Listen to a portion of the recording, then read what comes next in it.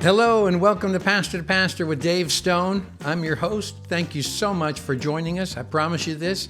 Today will be an exciting time of being both challenged and inspired. I know that our guest is going to really speak to your heart as he always does. Now, if you are new to the Pastor podcast, I want to encourage you to get on Instagram and to follow us. The handle there is Pastor Podcast. And you can follow along. You'll see some upcoming clips. You'll also see some past clips in case you missed out on one of our podcasts. Please subscribe wherever it is the platform that you're listening to us. And I also want you to be aware of the fact that at the end of our episodes, I will always tell you some story. I will give you an illustration that you can use in your ministry and that will be relevant and that you can make some bridge to your own congregation. We're always looking for new and fresh ideas. Every single episode, I promise you, I will give you a story that you can use in those closing minutes. But today, I want you to get to know Ashley Wooldridge. Ashley is the lead pastor of Christ Church of the Valley in the Phoenix area. They have 18 campuses. It's one of the fastest growing churches in the country. It's one of the 5 largest churches in the country. But that's not why we're interviewing Ashley. We're interviewing him because the culture there is so healthy. And there's something to be said about church health and how that can equate to church growth. But they've kept this passion to reach people one person at a time. His wife, Jamie, they have 3 kids. I love all those kids because they all call me Uncle Dave. I've been on their teaching team at CCV for the past 5 years. I think I've spoken over 30 weekends there. And so it is a home away from home for me. And I love the church, and I know you're going to fall in love with the church as well. We're going to talk about some topics today like criticism, anxiety, gratitude, generosity. We'll also look at risk-taking and discipleship. But we'll begin by talking about his unusual path into ministry. Enjoy, Ashley Wooldridge. Well, you got into ministry in a unique path. You went to Bible college, Hope International University. You graduated from there, but then you didn't go into ministry straight from there. And I know we've got a lot of people who listen who are bivocational or who may have gone that same route that you did and ended up in ministry. Tell us a little bit about how you got there. Yeah. And maybe this will be encouraging to someone who has a different path, because sometimes I think we think the path into ministry is this real straight line, like it's just you cookie cutter, like graduate, go to Bible college, right in. I think God takes people on different paths for different reasons, and I think I was one of those people. What happened with me was, Bible college never really had this calling out of Bible college to go into ministry. So actually, my grandfather was a pastor. That's like not really on my radar. So I go in the business world right out of Bible college, and you're working for a good company. Went to work for the Intel Corporation, which, for me to get hired there, and my wife got hired there as well, was a little bit of a fluke, because Intel only recruited out of top tier business schools, which my little Bible college was, let's just say, not top tier, school in the country. So, but at the time when we graduated, it was this point in history. It was at the height of the .com bubble, if anybody remembers that, and companies couldn't hire enough workers at the time, especially in the tech industry. So I still remember the email. I remember seeing the email of how I got hired from the HR department, and the email basically went like this. It was a HR person saying, "Never heard of this guy's school in my life, but he has a couple internships that look decent. Let's take a flyer on him." So they brought me in. Wow. Somehow I got through the interview process and got hired, but that was my first foray into working, was really in the business world. Yeah. And was it 8 years total that you were there? Yeah, just over 8 years. Yeah. But if I'm remembering correctly, it was, and you would never say this, but I know it was a rocket to stardom. It continued to bring promotions and opportunities. Mm-hmm. How did a guy with ministry and Bible college training land in that position and then continue to climb that ladder of success in the business world? Well, it shouldn't have happened, is what it is but looking back, when I was working, and I was at Intel, my biggest thought going in was, and my wife and Jamie and I would joke with each other. We would say, I wonder how long it's going to take for them to find out how dumb we are. Because everybody we work with graduated from MIT or Harvard or these top tier schools. And so when I say that I was the dumbest guy in every room I was in, I don't say that from a self-deprecating standpoint. I say that from just a pure reality standpoint. Like I just, from a pure just intelligence standpoint, these guys have more training. They're just smarter. And so I had this deep insecurity inside me, like sometimes a lot of us do, right? For different things. But I really didn't feel like adequate. I felt very inadequate to be there. And so what happened on my journey, and this is what changed the trajectory of my leadership, honestly. I don't know if I've told you this story before, but early on, I was so afraid I was going to get fired. They assigned me a mentor. His name was Steve Rowe. He's a vice president of the company. He'd been there for over 20 years. And so I sat down like this with Steve Rowe, and I had one question for him, and I was very nervous. And I said, Steve, just tell me what makes someone successful at Intel. And I was waiting for all the answers you might think he might give. And he looked at me, he said, Ashley, well, let me tell you something. I've been at this company for over 20 years. When I started, everyone I started with was smarter than me. And that immediately got my attention. Yeah. And he said, but I have really progressed a little bit more than a lot of them. And I'll tell you why, because what makes someone successful here is not your IQ, it's your EQ. Now, when he said that, I'd never even heard the term EQ before. I didn't even know what he meant. So I said, tell me what that means. He said, it's your emotional intelligence. It's that emotional quotient. And he slid me an article that to this day is my favorite leadership article of all time. And it was an article written by Harvard Business Review by a man named Daniel Goldman, who's the father of emotional, he's like the pioneer of the guru of emotional intelligence. But he wrote an article in 1998 called What Makes a Leader.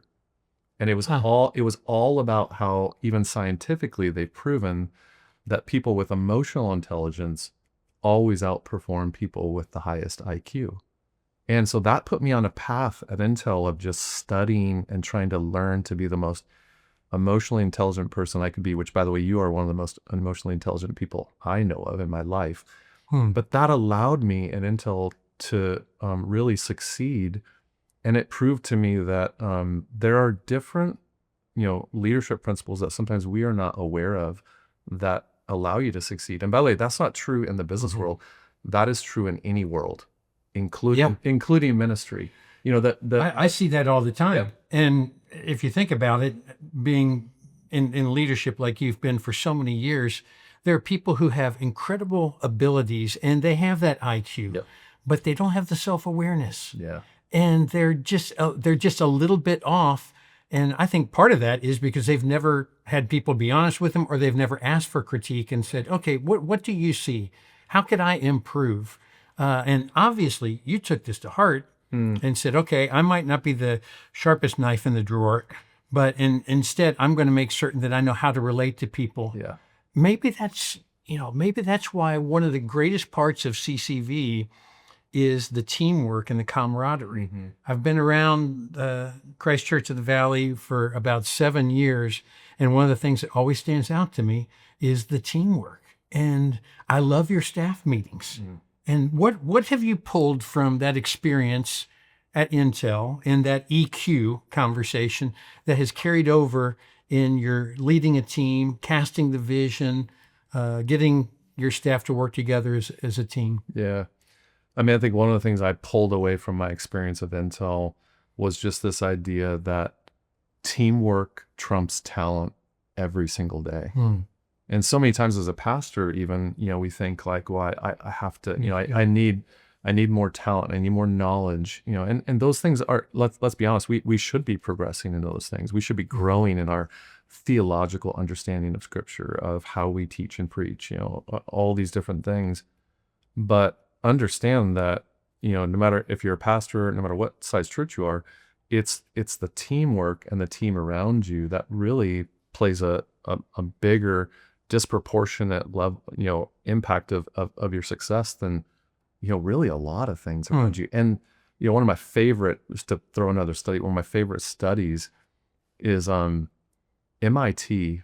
So this very technical organization, MIT took 699 individuals and they split them into 152 teams. And before they split them into teams, they measured their IQ. And they wanted to know, are the teams with the highest IQ going to, and they gave them the exact same assignment. That was a kind of a technical assignment. And they wanted to know if the teams with the highest IQ would perform the best on the assignment. You know what they found? The teams with the highest IQ didn't even come close to performing the best. They measured the teams that had the most teamwork outperform the teams with the highest IQ. I think there's a lot to learn I think there's a lot to learn in the church, you know, too, of just saying there's so many things we want to do in the church. There's so much movement and momentum we want to see for Jesus to be proclaimed. But so much of what we do is how much are we working with others and in a team, whether that's volunteers that you have in the staff, you know, whether, you know, what, no matter what size staff you have, are you really operating as a team? So that's become a mantra around here of, hey, we're going to operate as a team. I don't want this church to be built on me. I don't have a Moses come down from the mountain, like, you know, everybody like line up, you know, and I think it really matters that the teamwork that we employ, and that's a big deal for I think of seeing God move. Well, then one of the greatest parts of CCV is I think everyone does a great job of celebrating the wins. You all do that in your staff meetings. If the staff understands what a win is, what the values are, then I think it becomes easier for them to go after that as a team. Yeah. There was back in March Madness, probably 5 or 6 years ago, there was some team that had no business being in the Sweet 16. Okay, I can't remember that. I can remember the colors of their jersey. I can't remember what the team was, but they interviewed the coach afterwards, and he said, you know, we had no one on our team that was in the top 200 recruits ever. None of them were in the top 200. But he said, you know what? Out of our 12 players, he said 9 of them had won state championships, and so he said, I went after those people. I get goosebumps saying it. He said, I went after those people because they know how to win, and they will do anything to win. They don't care who gets the credit. Yeah. They just want to win. Yeah. And I think you put a team of winners together and you celebrate those wins. I see that in your staff meetings. I see that in one of my favorite parts of the CCV staff is the fact that I see them out serving. I see them constantly out with people. They're not huddled up in a green room. They're outside talking to people, meeting people. They're energized by serving. And that's not easy to bring to a culture. How have you cultivated that servant's heart? Yeah. I think we've just tried to not take ourselves too seriously, you know, and with a deep sense of humility, which is something we really value in the people we bring on staff, just saying, let's make sure that we are serving people and encouraging people. And whether that's on the weekends, any of us that are teaching, and you know this because you teach here, when we get done teaching, you know, we have a pretty rigorous feedback process, which is part of teamwork too, right? So you kind of you get your sermon picked apart really hard, right? But then immediately we're running out to be with people, because you got to be with people, and not only to encourage them, but to just understand what people are going through. And so, you know, I think the way you lead is you lead through values, and one of our values is not only teamwork, but also having a servant's heart. And saying we're going to be the example, not the exception. So I think we want people to see us not as above them, below them, but just one of them. You know, I'm just another person here that gets to proclaim God's word. And I'm really grateful for that. But I want people to see me as someone that's a fellow struggler, a fellow person that's trying to wrestle with whatever we're teaching on as much as anybody else. Well, one of the things I appreciate about your preaching is you always have that vulnerability moment at some point in every single message that you ever preach, where you pull the veil back and you give us a peek into your life or into your family's life. And it's a pretty special look. And no one can walk away and say, oh, this guy's acting like he has it all together. Instead, you're saying, hey, this is a struggle for me. This is something that I've been working on. As I think back to your journey on how you got to leadership, you went from Intel, you worked at another church, more in an associate role, and then you were pulled over to CCV here in Phoenix, where you were the executive pastor. and then you become the lead pastor. You follow a longtime loved pastor. Yeah. And I've never seen anything like it. I've never seen a church that grew 5,000 people in 1 year, and yet that's what God did, and the momentum has continued. You've built on that foundation that was there before, but God has used you. And one of the things I appreciate is the fact that you are open to criticism. How do you handle so many arrows being shot at you from so many different people, sometimes from people within the church? I see some of those arrows. So sometimes from people outside the church. We've got a whole lot of folks who are listening right now, and they might be really discouraged because of an anonymous note or an email or somebody coming up to them and complaining about a program. What do you say to Christian leaders when they face criticism? What are some things that have helped you through the years? Yeah. Well, I think one thing is just, I had a mentor tell me one time, one of the best things you can do with criticism is anticipate it. So many times as leaders, especially Christian leaders, criticism takes us off guard because we think, well, I shouldn't be criticized. If I'm doing the right things, if I'm preaching well, like maybe I won't be criticized. But again, let's look at this biblically. You look at the life of Jesus. If Jesus, he's perfect. He never did one thing wrong. If that guy's getting criticized, why would we sit back and go, how could they? We are going to get criticism. So I think one of the things that is going to help maybe someone listening right now is just to realize you need to anticipate being criticized. And if you anticipate it, it helps you not be caught off guard so much by it. So I think that's one. I'd say though, when I was, stepping into church and really leading at higher and higher levels within the church, one of my assumptions was pretty off, which I thought we'll probably be criticized from outside. Like maybe the world will criticize us, and that's where we'll get most of our criticism. And as well as anybody, that's not where you're taking most of your criticism. Most of the shots and the arrows and the ones that hurt the most are the ones internally. And especially they can come from people that are sometimes close to you or people you've really invested in. Yeah. And so, you really have to watch. I love this quote from Stuart Briscoe. He said, the qualifications of a pastor are the mind of a scholar, the heart of a child, and the skin of a rhinoceros. Amen. And man, I thought, that's exactly right. That's right. When I became a senior pastor, I realized pretty quickly, the skin of a rhinoceros, that would not describe me.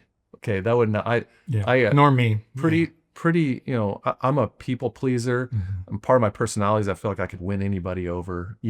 Surely if I could just sit down and talk to you, I'd win you over. And that is not always. And people listening to this know that is not the reality. So I think you've got to develop some skills on how to deal with criticism.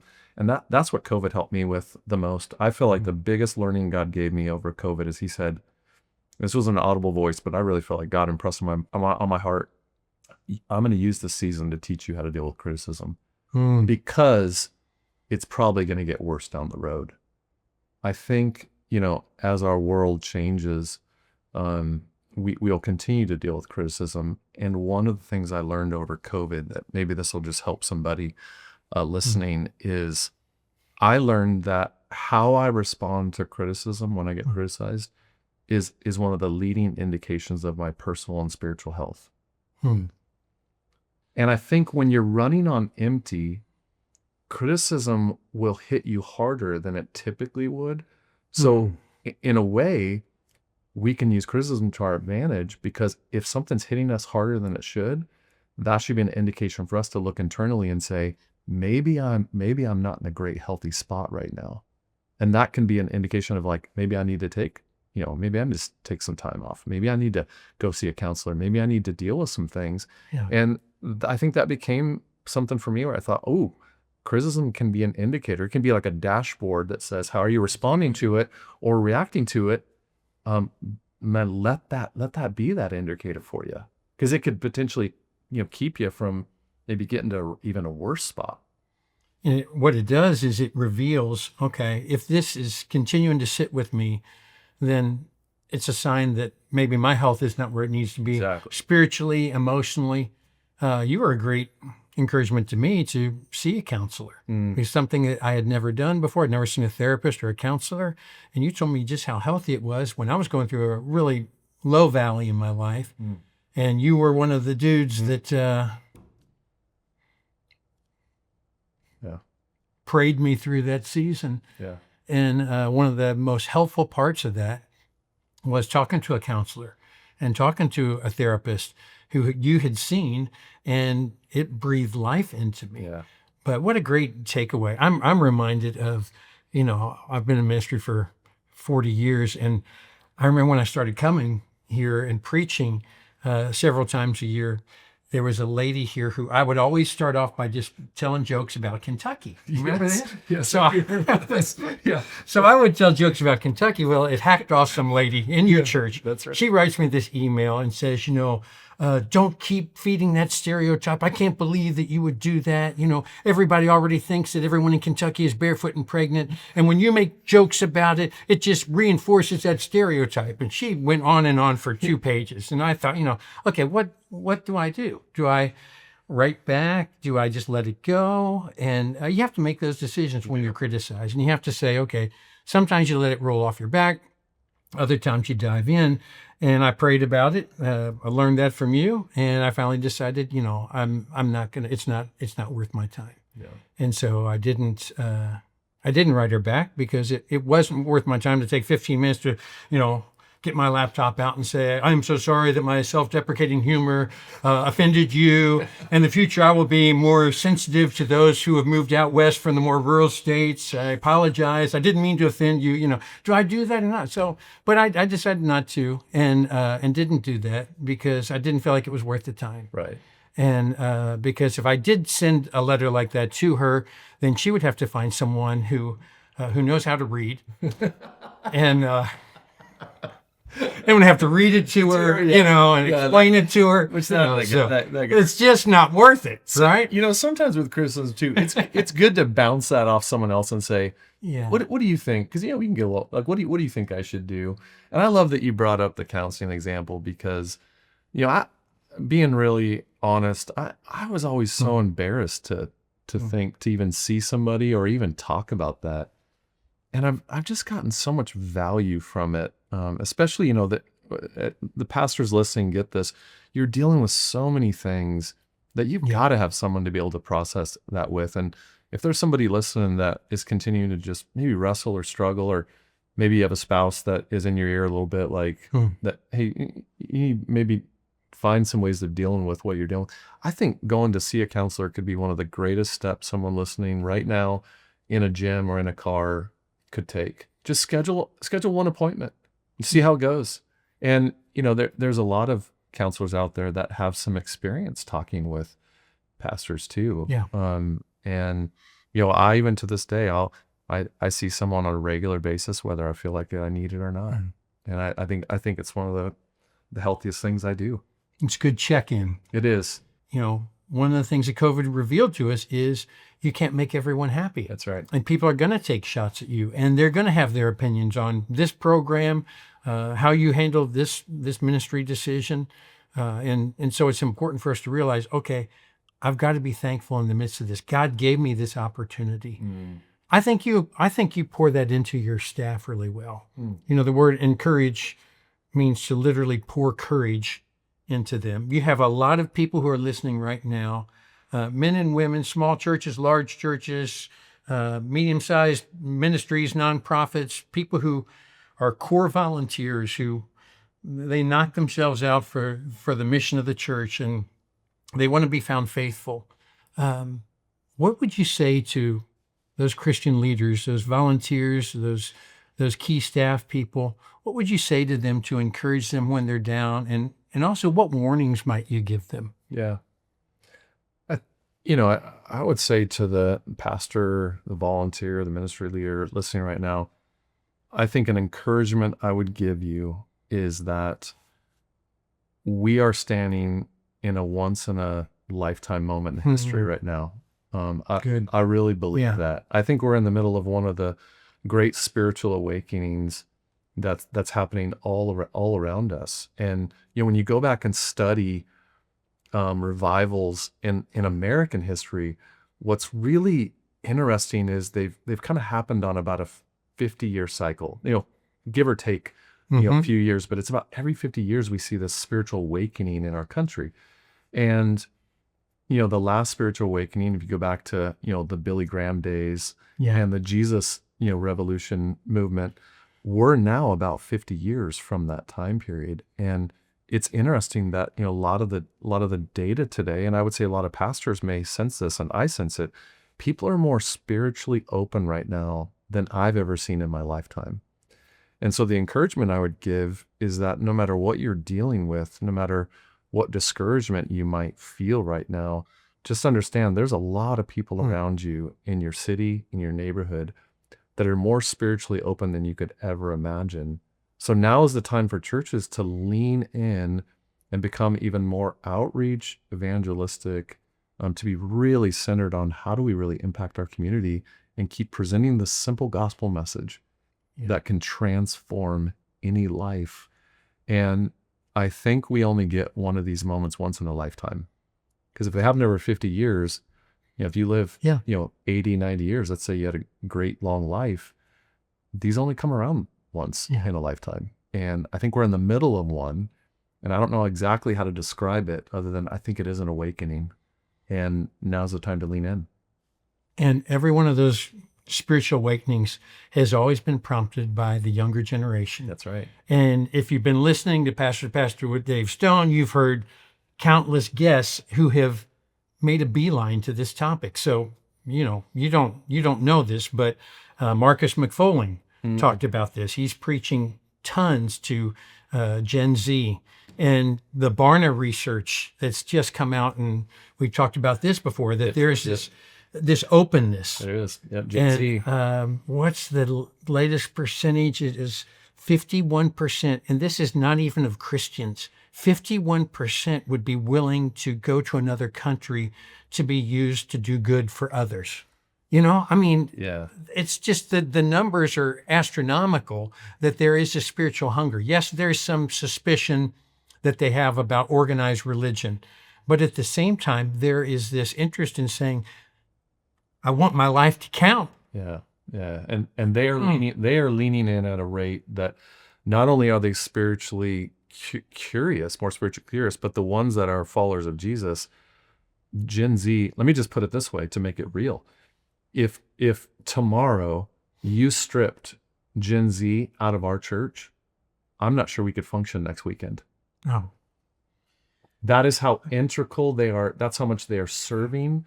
I see it at every campus. Everywhere. And so I think about that. And I've said a few times that if I could take the Gen Z spiritual fervor and I could take a bit of that and sprinkle it into our whole church, we would see our city change overnight. It would change overnight. So God's doing something with this next generation. And it's, I know we hear the press and, they sometimes are talking about also, but God's doing something with this next generation, and they are leading the way with this awakening that we're seeing. So it's, it's also time to lean in with them, which I know you've been talking about. Well, and it's inspiring to older folks. I'm an older folk now.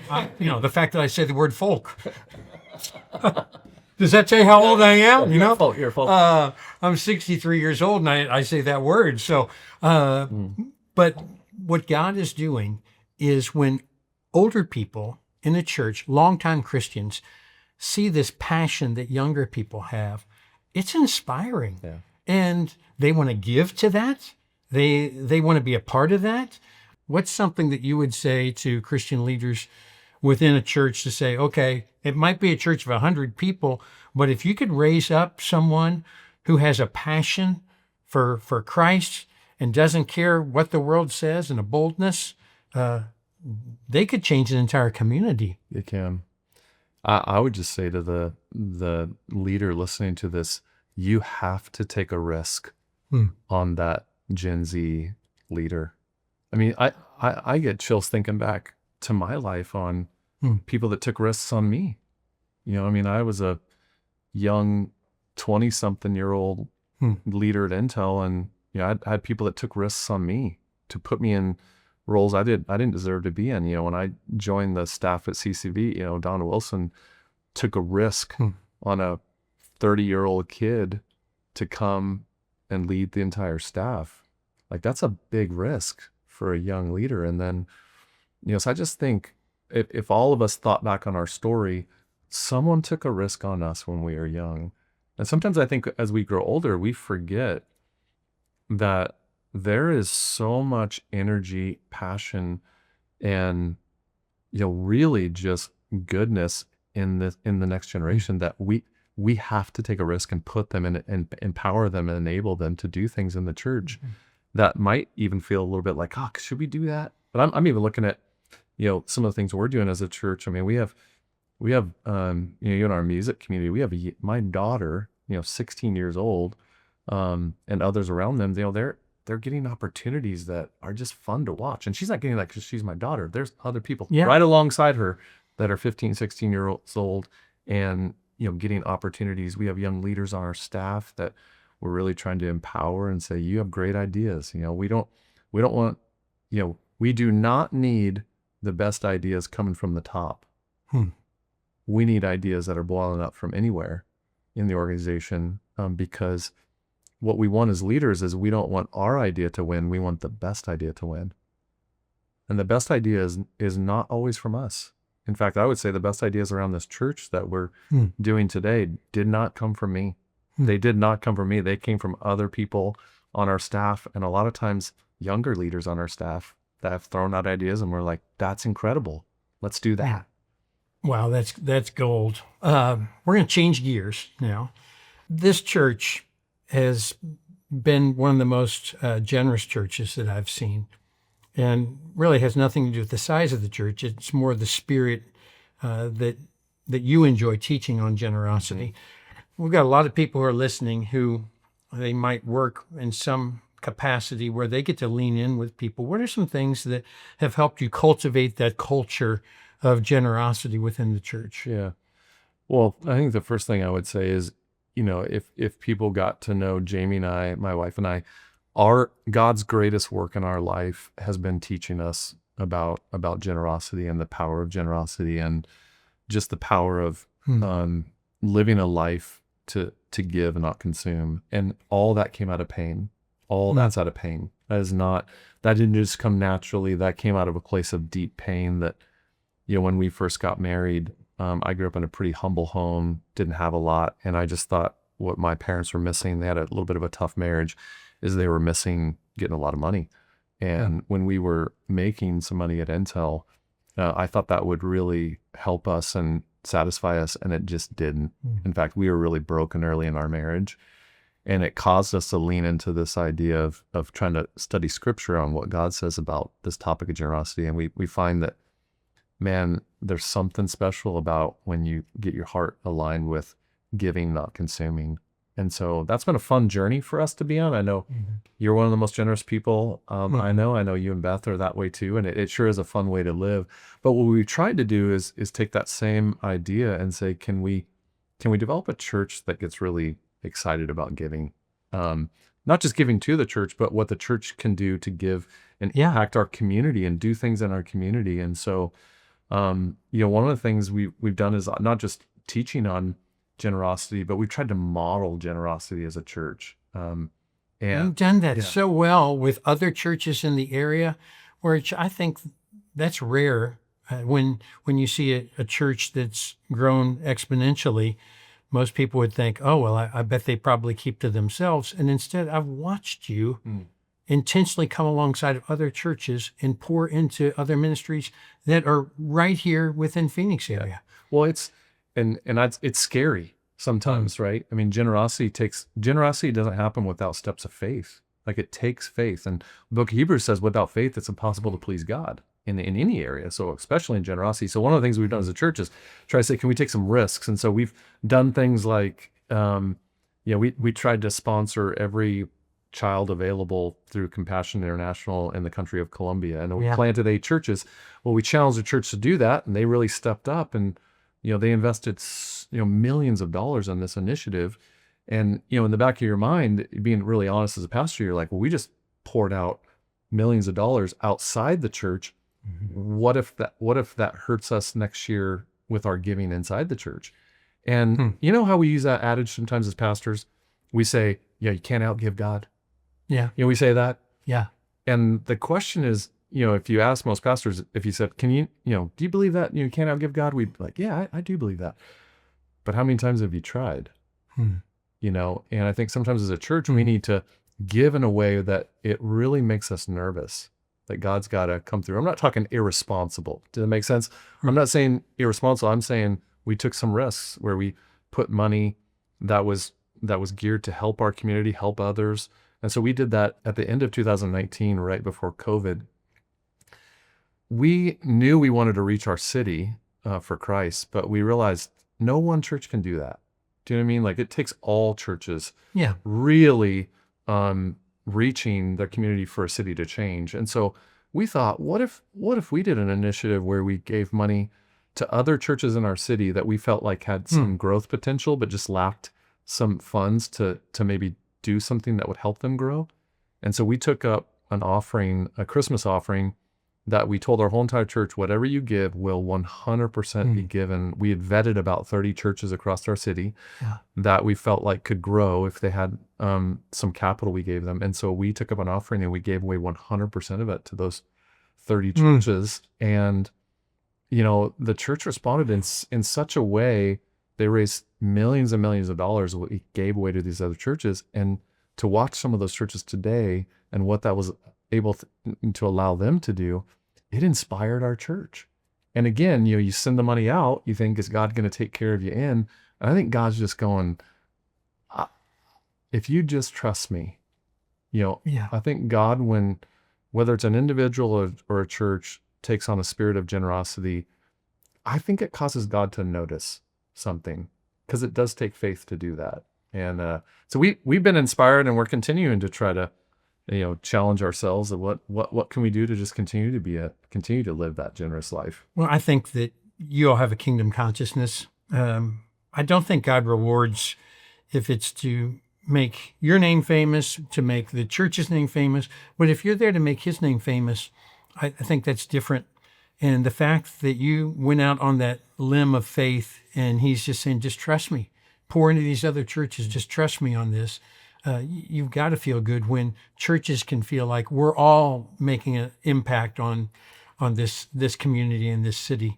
But I want to go a layer deeper, because I heard somebody quoting you the other day, and I might butcher the quote, but they had asked you about generosity. And you said something to the effect, and correct me if I'm wrong, you said something to the effect of, well, the key is we don't go after dollars, we're going after disciples. And what we're really trying to do is we're just trying to present everyone, fully mature and complete in Christ. And part of that equation is teaching them to love others, teaching them to think outside of themselves, teaching them to be generous. And I just like that concept of, is that the line? We don't go after dollars, we go after disciples. Do you want that quote attributed to you? No, I did say that, and I'll even tell you part of where that came from. Is what's happened, and this happened even more so over the pandemic, was a lot of churches, no matter what size you are, you have people watching online. And what happens with some of your online audience is they might give to your church, but they might live in another state. They might live somewhere else. And that's not bad if they give to your church online. But I think you have to be really careful as a church, your strategy of how much you chase that online giving. I think what you want to chase is you want to chase discipleship. And if you chase discipleship as a church, the God that we have in heaven, who controls all resources, if you're chasing discipleship, he can bring any amount of dollars your way to do what he's called you to do. So be careful trying to take into your own hands and doing too many things yourself to say, I have to fund this vision. Be careful thinking that, you want to challenge people to give, but what you want to do is you want to develop disciples. You do not want to chase dollars. And we've tried to be really careful with that with our online strategy, which we can talk about that too. Yeah. So when I think about COVID, you've referred to it several times. One of the unique things about CCV is that you all really doubled down during COVID. We saw a lot of churches that pulled back, and a lot of it, well, in all honesty and fairness, was geographically Right. driven. Yeah. If you were in a blue state, then all the doors were shut in the churches. If you're in a red state, there was a little bit more openness to that. But you all, I mean, you're one of the few churches that I saw constantly saying to that camera, "We need you here. We want you here." Mm-hmm. And the value that came from being side by side, the value of worshiping together, the value of just being together at a time when everyone was at a low point. So, what was it that drove you to that point to say, all right, we're going to go after them. We're going to say, no, we want you here. Online, yes, is good, but this is better. Yeah. I would go back to, it's just that drive for discipleship. And what I realized, and there was a lot of confusion if we think back over the pandemic. I remember early in the pandemic, hearing people say, and people will remember this, like, well, maybe in-person church is a thing of the past. Maybe it's all online. Maybe digital is the future of the church. And digital is important. It's a big part. And what we would say as a church is we are all in on the digital strategy, and we are all in on in-person strategy, but for very different reasons. They are not equal. Good. Okay, they're not equal in our opinion. And again, people can disagree. This is just kind of our clarity, and we came to this clarity pretty early on in the pandemic. We said we're going to leverage online for everything that it can be to be a screen door to get people into the front door. But we want people in the front door in the living room, which is sitting, in person in our churches, because we found that's our best chance to disciple people, is when they're in community with other people, shoulder to shoulder, eyeball to eyeball. And again, online is awesome because we can introduce people maybe quicker, but our goal has been to get them in person. And to the point where if someone's watching our online stream in another state, if they're in Montana or Kentucky, we are encouraging them, hey, find a local church near you, get plugged in there so you can be a part of the body of Christ. That's how much we believe in that. But I would use this analogy, Dave, and I don't know if this helps somebody, but we're given analogies in Scripture on the church, and one of the analogies we're given is there's this Paul talks about the church as the analogy is a marriage, right? There's a marriage analogy. And when I think online, I think you can meet, think about marriage as the analogy. Let's use marriage as an analogy. You can meet someone online nowadays, and that happens all the time. But can you stay online and be married? And the answer is, if I asked you, can you have a marriage that only exists online? The answer is, you actually could. Technically, you could move to Antarctica and Beth could stay in Kentucky, and you guys could just, FaceTime each other and have a great online relationship. But what we all know is it wouldn't be a healthy marriage. Wouldn't be the same. Wouldn't be the same. So we have to have proximity. And I think there's something to that where, there's lots of opinions about what we should do online, in person, but we've just chosen that we really want to see people in person. That's how we think we can disciple them the best. Now, if there comes a day where that changes, I'll be open to that. But right now, I know that our best discipleship with people is having them in person, in community, real life community, not just living online. And maybe there's something theological with, I call it incarnational. I think when God chose to reveal his son, he could have done it any way he wanted to. He could have wrote it down and just told us about it that way. He could have just spoke it audibly from the sky and told us. He actually chose to incarnationally do it, which is he sent his son in person to be with us in the flesh. And maybe there's something there where we learn about the son, Jesus, in the flesh best with other people in the beauty of the body of Christ. And that's what we're going after. And we continue to encourage people to do that. Well, I love the way that you have pushed that lovingly and not with a bad spirit, not with a holier than thou, or it doesn't count if you're not in here. Yeah. But instead, you're missing out on the benefits if you're not here. I also loved your analogy of talking about how online can be like a screen door where people look in. It's comical to me also because we're in Phoenix and it's 105 degrees in late April, and I don't see a lot of screen doors here, but whatever. So we'll give you that analogy. It's good for the entire country. We have screen doors sometimes, And by the way, I just to be clear, I love online what it can do. I love that when we have people traveling, or we have military people that get stationed overseas. I love that they can still, No, sure, there's great benefits. There's so many benefits to it. So don't ever. You hope no one hears me saying there's no, but there are incredible benefits to it. But I think we just don't want to leave people there right now. We really want to give them more. You always say, if you can be here and you're watching this in town and you could be here, then be here. Yes. You won't talk about it, but CCV is the fastest growing church in America and has been the last few years. And I know that's something that you don't talk about. You try to downplay that, but God is doing something special here. And you are leading in an incredible way. And I pray for you often. I love you. I appreciate you. It's an honor that you allow me to preach on your platform and speak into the life of your church.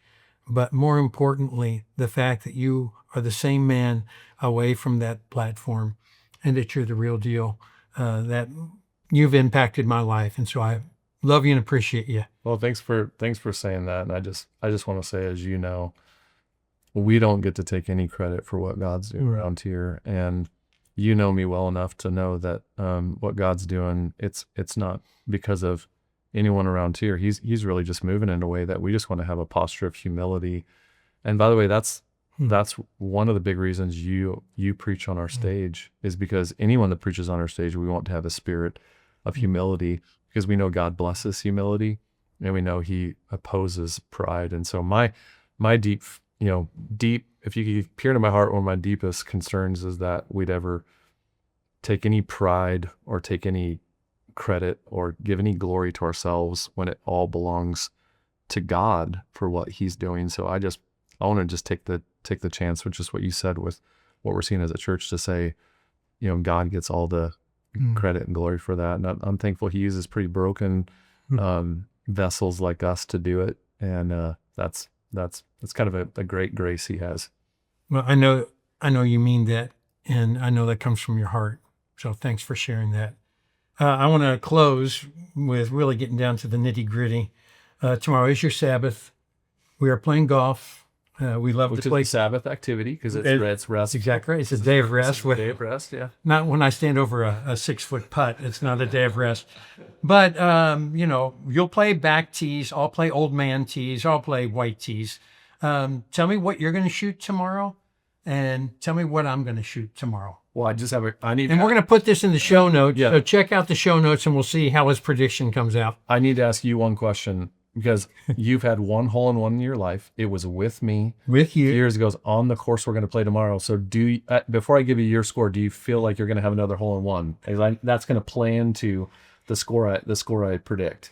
I feel very confident in saying that's not going to happen. Okay, tomorrow. So no hole-in-one. No hole-in-one. It was hole 2. It was where it was at. I remember exactly where I was. Oh, I did too. And I want to quote you. I think after you hit your hole-in-one, I want our listeners to know that after Dave Stone hit his first hole-in-one, one of the first words out of his mouth were "My life is complete. My life is now complete." And the most unspiritual thing. Theologically, we had to correct you there on the course. Your life was having a hole-in-one, but that is it was a pretty special moment. So I'm going to give you put this in the show notes, and we'll post scores.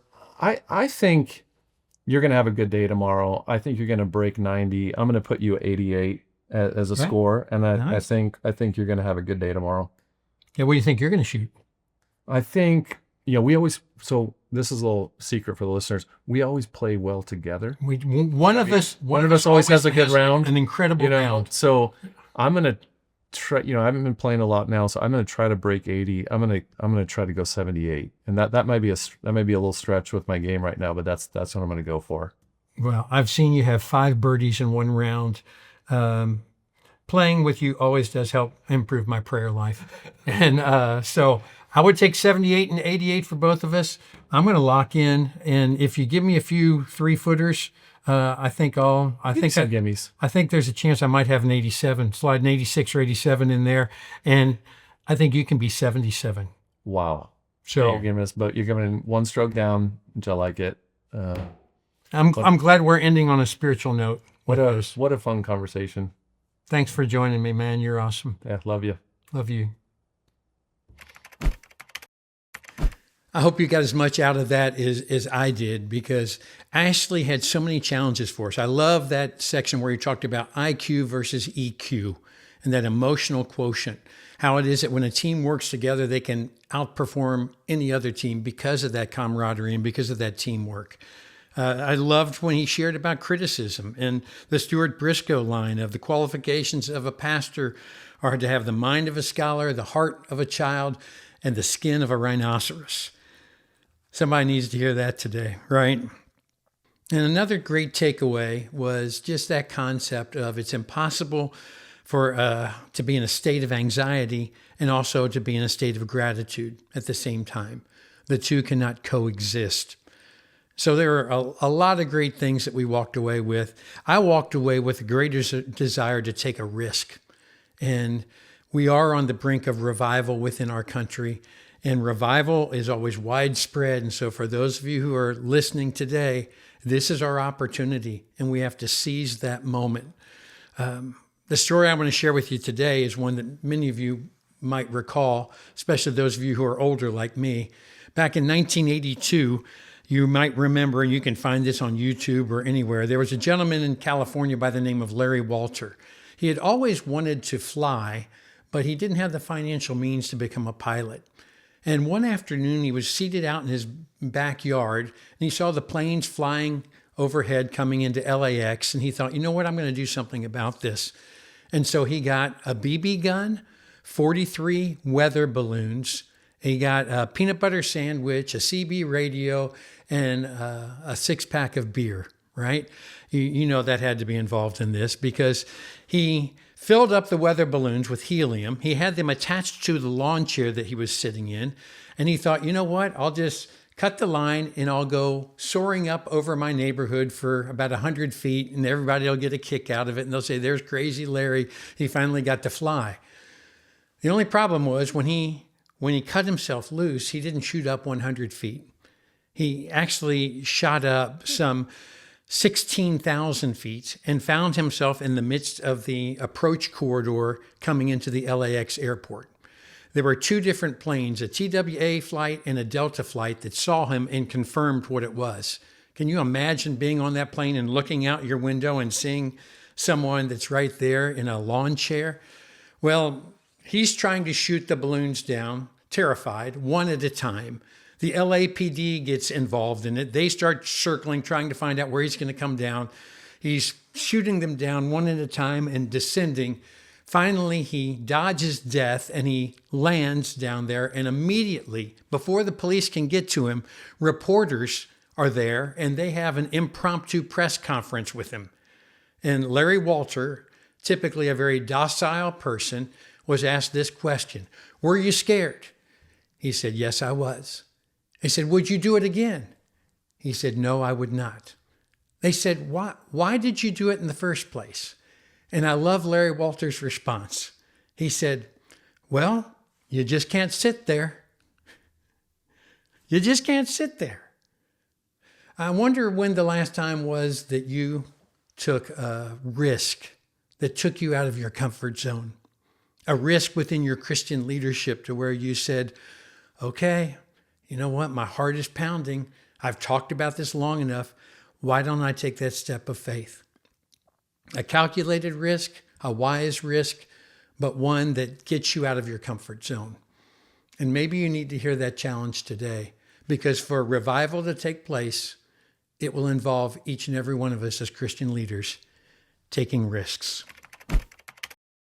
Well, a huge part of what we hope to accomplish with this podcast is to equip you both personally and professionally. And one way we do that is through the focused focusedpastor.org. You can create a free Focused Pastor account. You can gain exclusive access to free resources. Plus, we'll give you 50% off of everything in the Focused Pastor store. Sign up. All you got to do is go over to thefocusedpastor.org, click on the link below in the show notes. Well, thanks for joining us on this journey. Every Tuesday, we drop a brand new conversation on Pastor to Pastor. It's designed to encourage, inspire, and to challenge you. And if you found this episode helpful, then please pass it on to your friends. You can find us anywhere you listen to podcasts, on YouTube, at the Focused Pastor channel. And the reason that we do this is because we know that leadership can be lonely at times. And we call this Pastor to Pastor for a very good reason. It's to remind you that you're not alone. So until next time, God bless. Okay, I know that you're wondering, and I will be honest with you. We had a typical round of golf for both of us, and it's interesting because we both look like we had the gift of prophecy now, because I shot an 88 and Ashley shot a 78. So we were right on track with what we thought we would shoot. I did receive a gimme on a putt that was probably 3 feet long on a par putt on the 18th hole. I quickly picked it up. I have no problem doing that. Ashley got electric and had 3 birdies and played extremely well, and he shot his 78. And we didn't even know what those scores were until we were driving home afterwards. So it wasn't like we were trying to get to those numbers. Additionally, I will encourage you to check out in our show notes an Instagram post at Pastor to Pastor Podcast, because there was one very interesting thing that happened on our round. And if you are a golfer, trust me, you will want to check it out. All right? So check out that link and you can laugh and cry with me.